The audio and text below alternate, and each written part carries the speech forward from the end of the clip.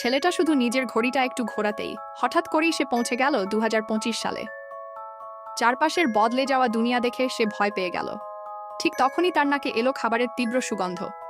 সেই গন্ধের পিছু পিছু যেতেই সে দেখল চারদিকে সারি সারি খাবারের স্টল।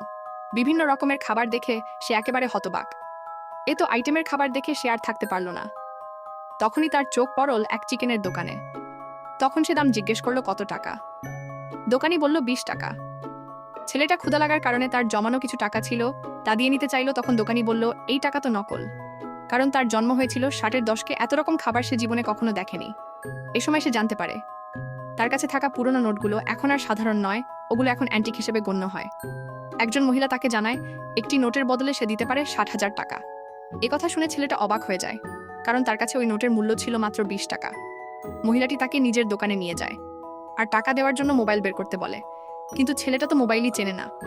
সব বুঝে মহিলা তাকে নিজের একটি ফোন দেয় আর সঙ্গে কিছু নগদ টাকাও তুলে দেয়। সে বলে, ভবিষ্যতে যদি আরও কোনো পুরনো জিনিস পাও তাহলে অবশ্যই যোগাযোগ করবে। ছেলেটা সঙ্গে সঙ্গে বাজারে যায়। সে 200 কেজি চাল, নতুন কাপড়, জুতো আর প্রয়োজনীয় জিনিসপত্র কিনে সব নিজের স্টোরেজে জমা করে রাখে। এরপর সে আবার ফিরে আসে 60-এর দশকে। বাড়ি ফিরে দেখে তার বোনেরা খুব মন খারাপ করে বসে আছে, তাদের স্কুল থেকে বের করে দেওয়া হয়েছে। ছেলেটা তাদের শান্ত করে বলে, এখন আর চিন্তার কিছু নেই, সব ঠিক হয়ে যাবে। সে বোনদের পেট ভরে খাওয়ায় আর একটা পরিকল্পনা করে। সে গ্রামবাসীদের চাল দেবে আর তার বদলে তাদের বাড়ির পুরনো জিনিসপত্র নেবে। কিছুদিনের মধ্যেই চালের বদলে তার হাতে চলে আসে অনেক পুরনো বাসনপত্র ও সামগ্রী, যেগুলো ভবিষ্যতে যে ভীষণ দামি হবে তা সে তখনই বুঝে যায়। হ্যালো ফ্রেন্ডস, পরের এপিসোড মিস করতে না চাইলে এখনই আমাদের চ্যানেলটি সাবস্ক্রাইব করে রাখুন।